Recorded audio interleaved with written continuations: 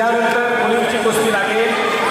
श्रेया शिंदे सिंहगड कुस्ती संकुल आणि शिवाई शिंदे दाबले कुस्ती संकुल ही मुलींची कुस्ती यानंतर लागेल. लावून द्या. आणि रिया जाधव आणि आनंदी पतंगे आपण